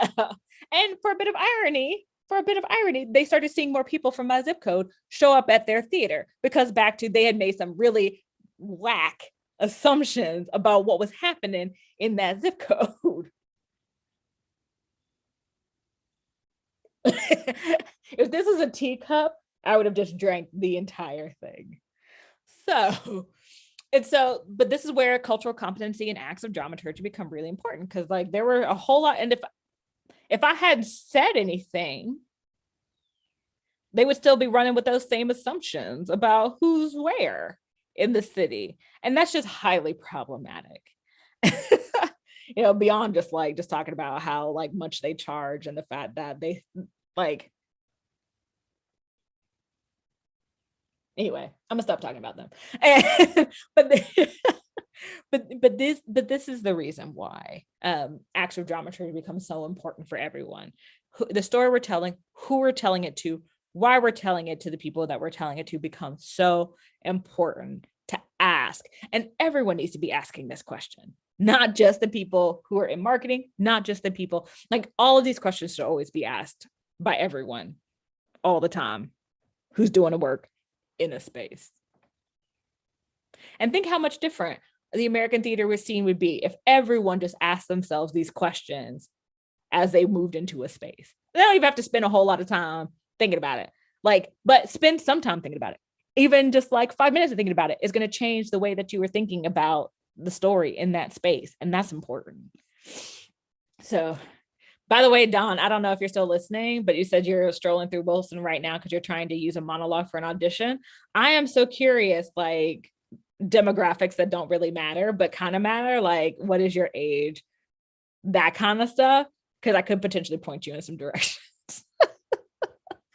Oh, if you're on the younger side, Dawn, obviously look at Corey, although that's where everyone goes. But then thinking about, if you can play a little older, I would say definitely look at some of the stuff in radio golf right now, because that feels all I'm gonna say is that Wilson was totally a prophet. And when, we were not ready for the conversation Wilson was trying to have when radio golf came out, versus now I think we are very clear how prophetic Wilson was when he was writing radio golf. Anyway, just saying. Where else? Depending on back to the age range you can play, some of Citizens stuff in Gem of the Ocean's great. I mean, we could wax philosophical about this all day. Anywho. Oh, you're 27. Okay, so yeah, you get on up in that Citizen Barlow, get all up in radio golf, get all up in yeah, this, those bookend plays are great. If you want to like do a throwback to like the 80s, get all up in like King Hedley the second, there's some great monologues up in there, like some real good ones. Yeah, we'll just send you down that rabbit hole. Okay, so I recognize that we're getting at that point where I should probably really actually just hand it over to questions. So what other questions do people have? And that's not just limited to the people who are watching. Emily, feel free to ask me any questions that you're thinking about as well. Martine, you mentioned early on digiturgy, and I think especially now, and some of the things you've mentioned sort of connect to it, but I'd love to hear you talk about digiturgy, your experiences with that, where you think that might be going, because that seems like a really rich place to take a look. Oh yeah. I mean, the best way to think about digiturgy generally, and like, it's almost that nebulous thing to try and define what a dramaturg is now, then try to define what digiturgy is. But it's really about how we think about digital storytelling and how we use technology in storytelling, and also like how do we use technology to do the work of dramaturgy. So it sort of encompasses all those things, which are huge things. Let's just be real, those are all huge things.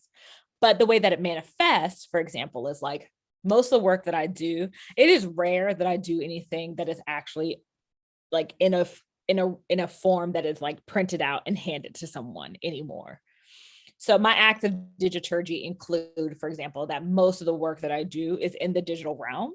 So like if I'm working with a playwright, usually my notes are, if someone is the type of person that wants notes in a written form before I have a conversation with them, I am actually inserting my comments into their script and then sending their whole script back to them so they can see specifically where I'm talking about, what I'm talking about, and really pointing to the very specific things via like a comment bubble or a highlight or arrows or whatever to things that I'm looking at. So like using that. But then also as I'm doing research, like I've basically like foregone all physical actor packets of any sort. They're all web-based at this point. And so I usually do websites now. So dramaturgy actor packet websites, as opposed to anything that can be printed out in digital. And part of the reason why I like doing that is because then it becomes something, that is easier just to disseminate generally. I'm never so specific about it that I can't say, like I've, when I did the last one that I did for Hudson Valley Shakes, for example, they asked if they could just like put a link to my digiturgy site, like on their website for people to look at. Totally fine with me. Cool. Great. Awesome. Especially because I'm all about cite my sources, blah, blah, blah, blah, blah. So like, it's not like people can't, and I'm all about also like clickable things too, so that people can actually link back to like where the original thing came from, if I'm taking bits of things, et cetera, et cetera. It also manifests in the way that I even just collect data. Like my digital library is ridiculous. And, a lot of the way that I do my dramaturgy now is like, I mean, I am the Dropbox queen, and I have like folder within folder within folder for stuff in terms of how, and part of the reason why it's been just really helpful is like, if someone's asking, like, let's say I'm having a conversation with the set designer, and then it reminds me of something that the costume designer said about a particular thing. I'm like, I can just pull that up pretty quickly because I've already filed that away into, like, especially if rendering things like that, I'd be like, oh, come, like, this is what I'm talking about, and just pull it up and look at it, as opposed to like trying to remember what it is, because I'm old, my brain doesn't work like it used to. So sometimes I need a refresher and a reminder of what it is that I'm talking about, and being able to show that thing and tell, as opposed to like trying to remember and then being like, oh, you should email blah, blah, blah to get it. There's a more instantaneous way that the conversation can continue. Also, back to what I was saying before, digiturgy also lives in the realm of like how we are curating audience experience as they're coming in. So really thinking about how do we use, technology in the lobby in order to accentuate that experience. How do we use technology in the space itself? So a lot of times I'm really working closely with like projections designers, et cetera. Like they're one of my most fun moments of digiturgy in terms of projections came from like, we were working on the Book of Will. The director wanted to have a tableau at the end that like embraced Lauren Gunderson's most amazingly like in stage direction to the show, which is about how all of Shakespeare from like the past to the present comes and explodes. Like I'm Lauren, if you see this, please, like, I'm not being as eloquent as your own words are on that thing. Please forgive me. But but how like figuring out how that thing it ends, and part of what it needed to be was the director was really interested in getting people to recite their favorite lines from Shakespeare and turning that into a collage that then sort of exploded in projection form onto the set as this last moment was happening. And so part of the Dramaturgy experience was me like going out and really trying to figure out with communications and marketing, how do we get people, because it wasn't about getting actors to do it. It was about getting everyday people who just love Shakespeare to do it. So working with communication and marketing to like create some sort of essentially campaign to get people to put their favorite lines of Shakespeare on video and then send it to us. We figured out different ways to like sort of compensate people for their time for doing it.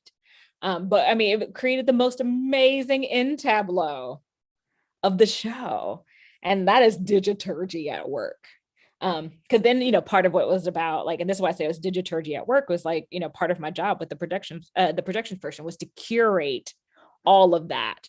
So like, one of the biggest conversations we had is like, do we sort this by, the play and by the year that thing came out, or do we sort it some other way? And like, how, like what makes sense in terms of how to go through all of these, and what do we want to end on? And that was back to another moment, a whole moment of storytelling inside of the larger storytelling moment of the play itself. So that is Dramaturgy right there. And then, as we moved into the age of the Rona specifically, and yes, I call coronavirus the Rona.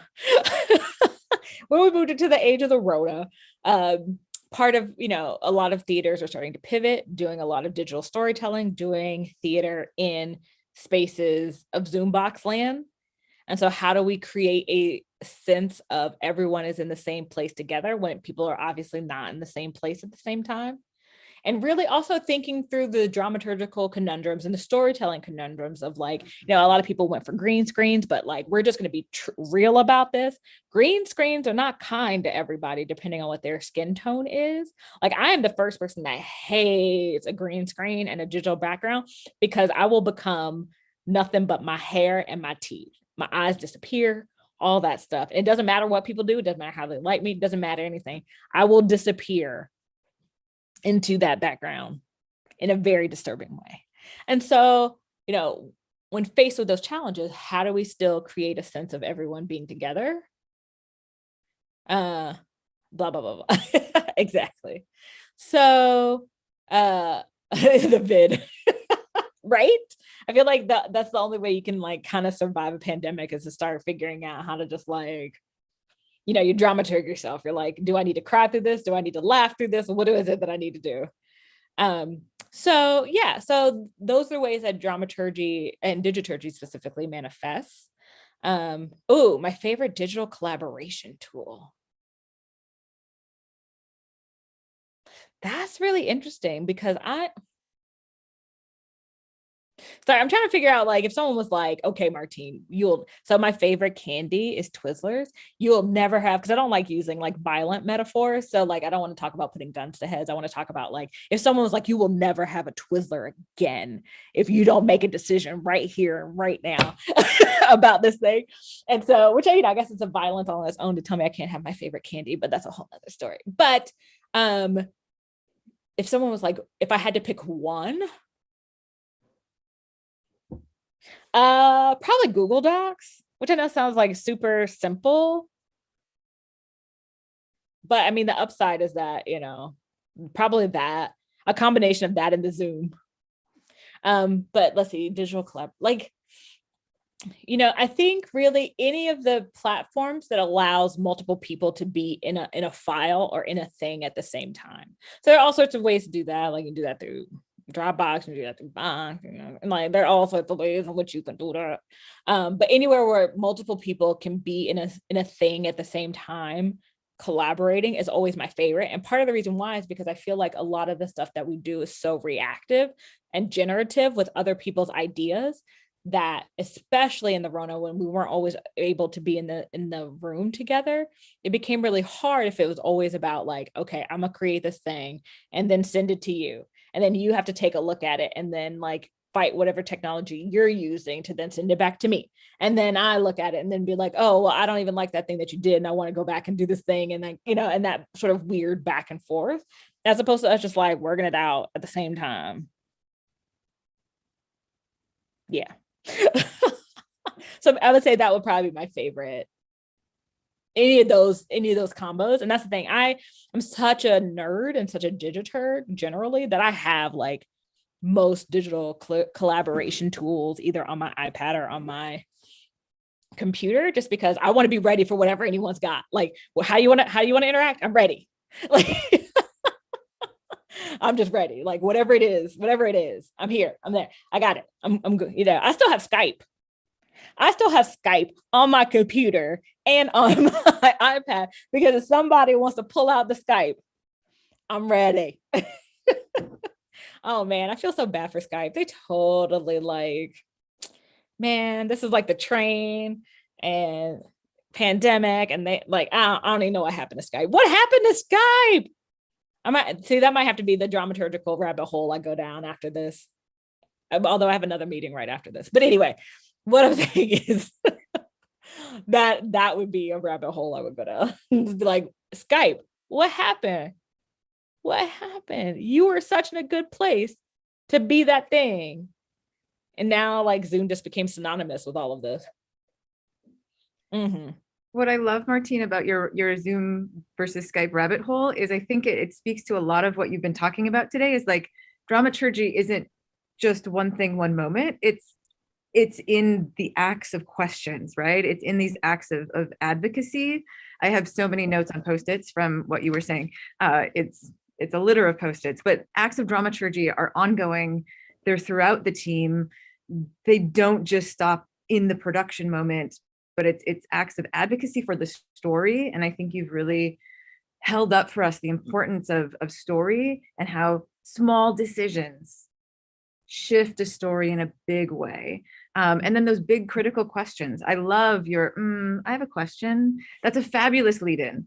And we talk about the power of open questions and yeah. Tell me what you think about this. So I think a lot of your rabbit hole question here demonstrates a lot, some of the big things you've brought to us today. And I want to encourage folks who are watching, put your fabulous questions in so that we can bring them to Martine to respond to. But yeah, I think what you've really offered here is also the import of collaboration and communication, which your digital tool seems to speak to. And speaking of communication, collaboration, Elizabeth has a question. What are good questions we can ask ourselves while we're practicing dramaturgy? Oh, well, always the first basic is why this play now? But then also really just saying, I think sometimes we forget that especially in the theater, we are creating an art to be shared. Like sometimes we get so absorbed in our own sense of art and artistry that we forget we are doing this to share. If we have no audience, it's not to say that you can't, create theater that doesn't have an audience, but then the question is, if you have no one watching, why did you do it? No one's there, including anyone's mama. If no one is there, why'd you do it? And so I think asking the question about, what is this story and what is this story meant to do?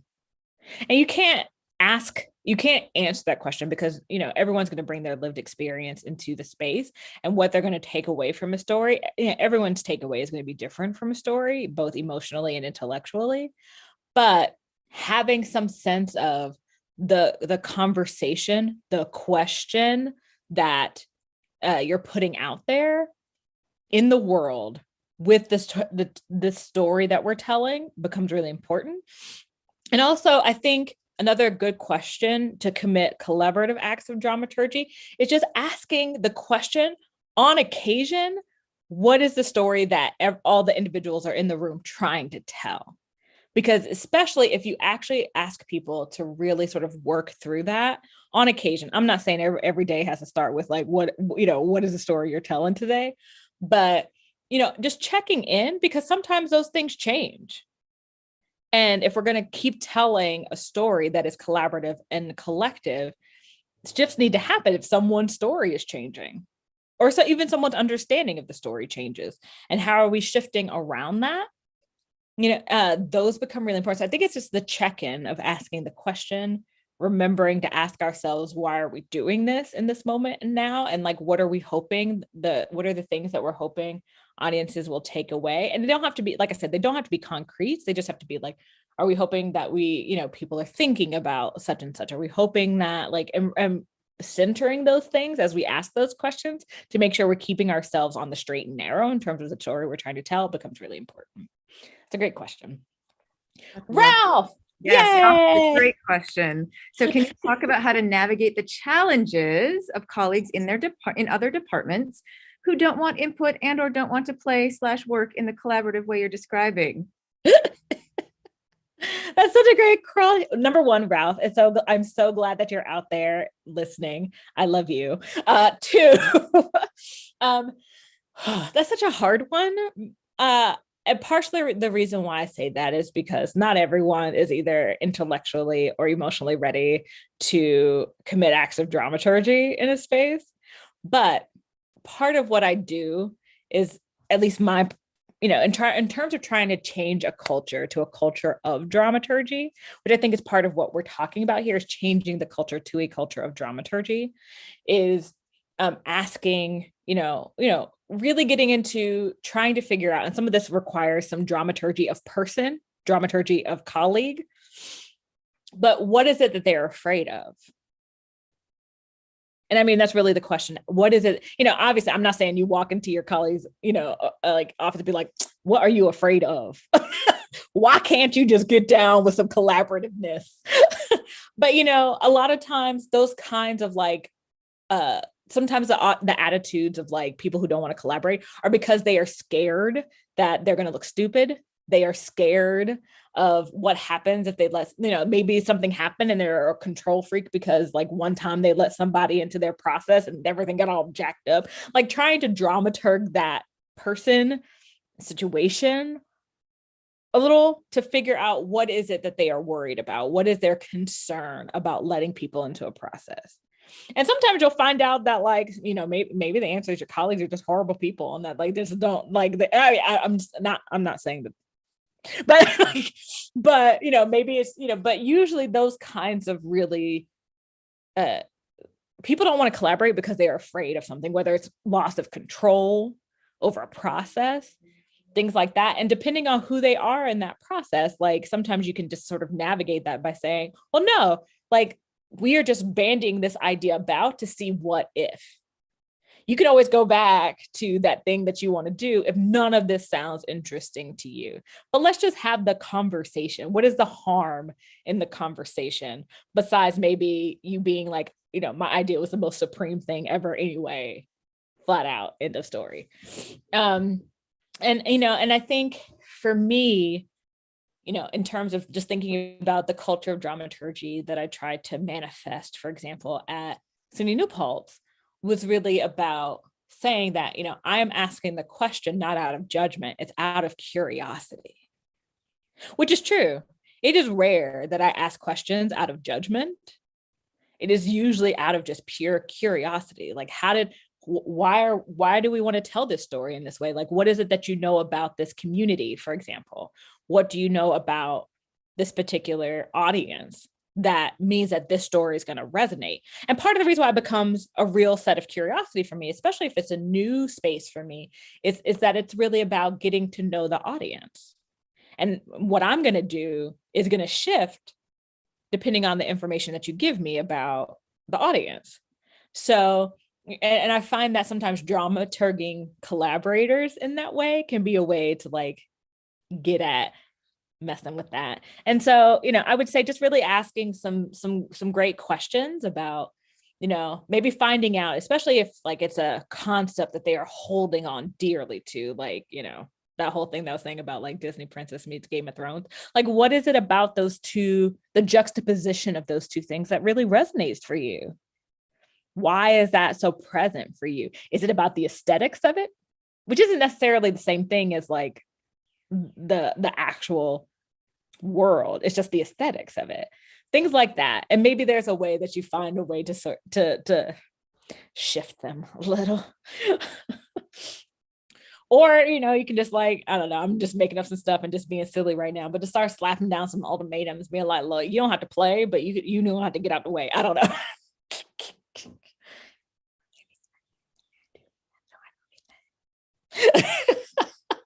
We'll read between the lines there. Yeah. Right, exactly. I love it.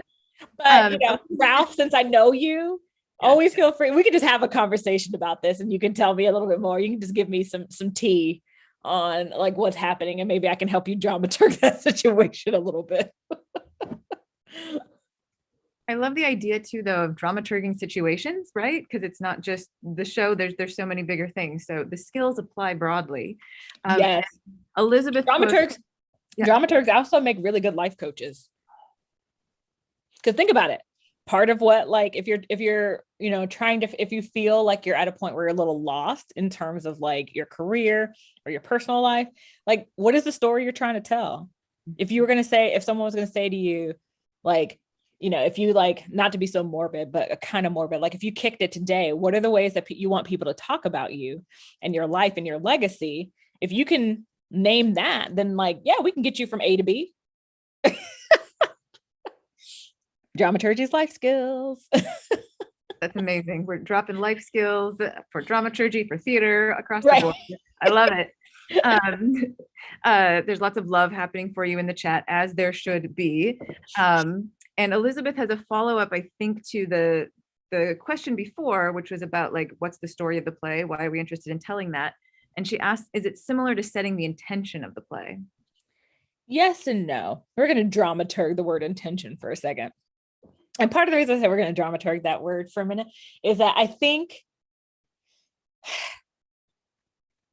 you can have an intention for a play, but that doesn't mean that that intention is going to come through.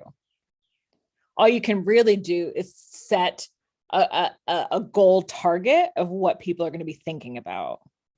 And and what you hope is going to happen. None of that, that could all get blown out of the water very quickly. Like, I'll give you a really good example of this. And this wasn't even a show I worked on. Like, I remember I was in the audience one day watching a production of Ruined.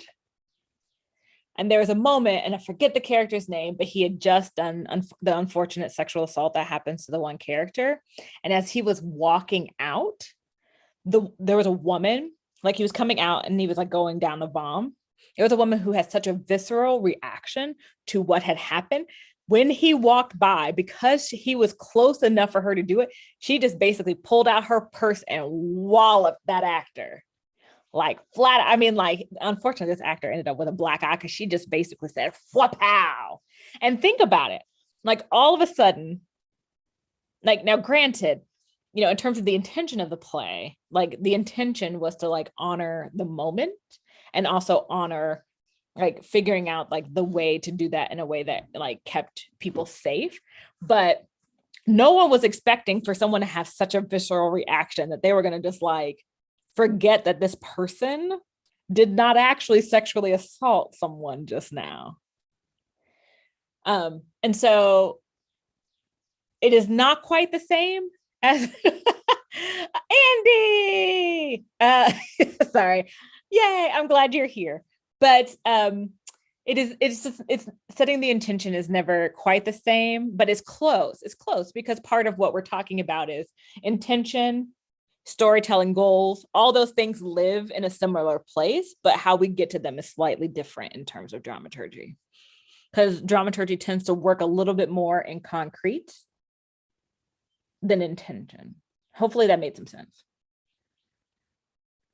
I think that's a lovely parsing out of the term and to think about. Mm-hmm. Also, in the cultural conversation, right, intention and impact, those it's a similar sort of conversation and overlap. So I think that's really useful. If you have questions, please put them in the chat. We're nearing our time, but we probably have time for another question or two. So if you have burning things in your brain that you would love to ask, please definitely let us do that. And one thing that came up for me is, there's one in the chat. Never mind. What is an essential next direction for theater? That's like, what is the meaning of life for theater artists? Right. To be honest, I would say the essential next direction, and I would be very clear. This is not a way of saying that we forget everything that has come before. I'm just saying this is definitely the next frontier in terms of thinking about theater, is really thinking about how theater intersects with other art forms and really starting to embrace that. And part of the reason why I say that is like, I think about, how acts of dramaturgy and storytelling happen in places like museums and how they happen in parks and how they're all sorts of ways in which that manifests. And we really need to start thinking about, do we want to be on the forefront of that storytelling narrative shift technique change, or do we want to be catching up? Because a lot of our other performance-based art forms are already thinking about it and moving in that direction, and we need to be there. And I say that not for any other reason, like it's not even just survival. I think it's really about pushing storytelling. It's just about pushing it. So like I said, it's not about forgetting anything that came in the past. Like if you want to just like find yourself a theater, get yourself a proscenium set, like, or even a good old fashioned thrust and like get up in there and create some art, yay. But what also happens if we start to talk about creative placemaking? And what does it mean to think about civic imagination and what happens when we intersect like the ways that we think about creating theater with the ways that we city plan or all sorts of things. Like that is the next frontier for us, and we better be ready, because all I know is I am.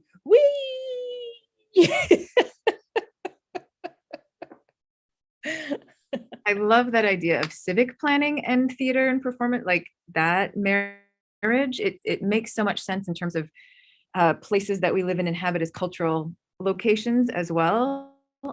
So I will also note that many of my directing students should be watching this and will be. And we just talked a lot about site-specific, site-suggestive. So how do you take performance out of the walls? And so I really appreciate that vision of not just site-specific, but it's embedded in the development of the systems and the processes and the places we live, because it's how we communicate our humanness to each other. Yeah, I want someone to actually steal this idea and run with it, because I never got a chance to make it happen. One of the things that I thought about during my time when I was at the University of Utah was like thinking about water and water rights and how much that affected the way we looked at how A, the city was planned, and then B, what that means in terms of access to water.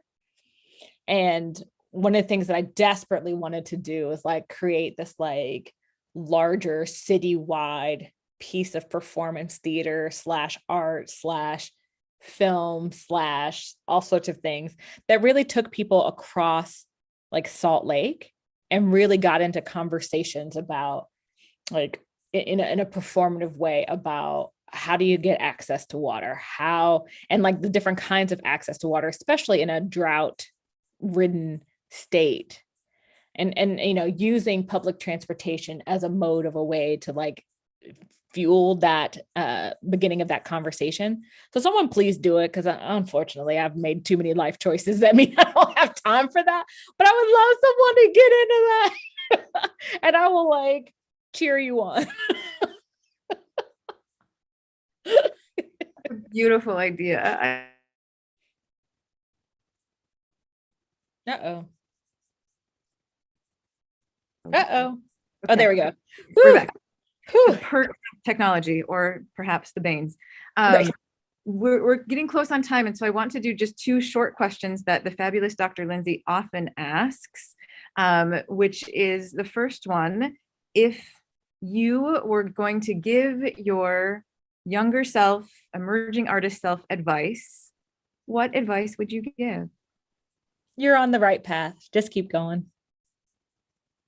Because I'm telling you, if you had talked to like, 16, 17-year-old Martine, who's just trying to figure out what her space and place was in this thing that we call theater, like I would have never imagined my career would be doing what it's doing. And so just like, just keep going. You're going to do beautiful things, and you're going to be so happy and fulfilled with your life in ways that you don't even know how to wrap your brain around. So just keep doing it. Just keep going. That's beautiful advice. And I think your energy and generosity today really speaks to that in so many ways. Thank you. Second question, what is something you're watching, you're streaming that's giving you joy that you want to recommend to us? Oh, this is going to show how ridiculous I am as a human. No. Oh, okay. What I'm watching. So here's the thing. My guilty pleasure always are like makeup videos, like a makeup tutorials. And part of the reason why is because like there's this idea of how, and I mean this in like numerous ways. Like I mean like just simple makeup, but then also like really like, elaborate makeup that like requires like latex and prosthetics and stuff. Like all of that just brings me weird joy. And part of it, I think, is just this idea. So something you should know about me is that I am a visual artist who basically had to put away her paints and things a really long time ago, not for any other reason besides just like, my career started going in a different way. Every once in a while, I try to get out and draw and like paint and things, but it doesn't happen very often and not in a way that I like. And so makeup became a way for me to like continue that desire to use color and to use glitter, things like that, to just like bring some sparkle and some joy into my existence. and so I ended up like basically like trading drawing for like and painting to like just moving the canvas to my face. Which you can't really tell because of my terrible lighting right now, but that is the thing that I started to do. And then it got to the point where, I don't have time to like do a lot of like really amazingly elaborate things on my face in a way that I might have been able to even just like 5 years ago.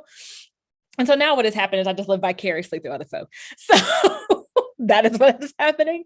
So that's my guilty pleasure. Yeah. And if there are like specific YouTubers that I'm thinking, there are specific YouTubers. I tend to just go down rabbit holes with that. So like whoever's doing something interesting, I'm like, oh, that looks fun. I've also watched a lot of TikTok videos of people doing like these amazing like makeup transformations. And I love it because I can like watch them in like 15 seconds or less and like get a whole bunch of them in. Although you got to be careful with TikTok because like you can start watching some stuff and then it's like 5 hours later and you're like, what happened? Oh, Elizabeth, I hear you. So like, and to be honest, like the only reason why I'm not really sad about the fact that I don't get to do as much visual art as I used to is really only just, I just sort of not traded one art for another, but figured out how to like think about what I do. So like, some of my closest friends in the theater are designers because I get to live vicariously through them. Like some of the people that I talk to on a regular basis, just as people, as humans, set designers, lighting designers, stage carpenters, etc. I just live vicariously through them now. I think that's so great. Hug a designer today. That could be our theme. I love it. I would totally do that. Lovely. Well, we are at time. I want to honor your time and everyone here. So a very deep, heartfelt thank you to you, Dr. Martine Key-Green-Rogers, for being with us and sharing so much glorious stuff with us. And your energy and exuberance is wonderful. There's lots of love for you here. And so we're so grateful for that. I also want to just thank you to everyone who joined us today and throughout the year. So our watchers, our streamers.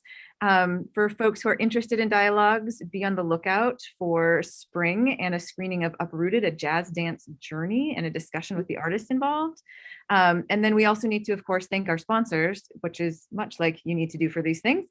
So we'd like to thank the CWU Foundation for the Len Thayer Grant, the Ghostlight Lab series project, and the Theater Arts Department for their generous contributions that make this possible. And if you've enjoyed today's event or all of the Dialogues events, please consider donating to the theater department to support us in paying these artists and scholars, because yes, we do pay them for their time and work in artistry. And you can find donation information on the theater website, which is www.cwu.edu/theater. And if you want to get involved with the series or support in a different way, reach out to Dr. Natasha Lindsay at Central. We hope to continue growing and continuing this series and its reach. And we're just so glad that y'all are here. Thank you so much. Viewers, we'll see you in the spring. And thank you, Martine, for being with us today. Thank you for having me. It's been a pleasure.